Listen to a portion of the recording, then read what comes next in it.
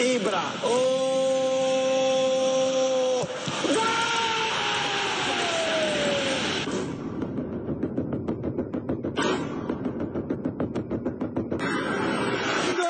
Η Super Evans για την πρόκριση στα ημιτελικά του Champions League.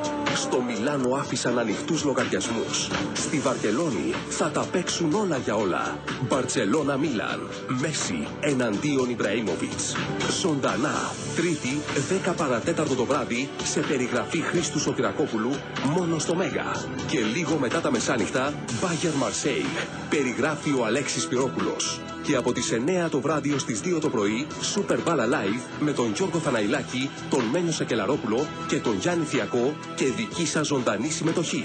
Προσκεκλημένος στο στούντιο ο Βασίλης Τσιάρτας. Τρίτη βράδυ, η Super Evans για την πρόκριση στα ημιτελικά του Champions League είναι στο Μέγα. Η μεγάλη μπάλα με τη μεγάλη ομάδα στο μεγάλο κανάλι.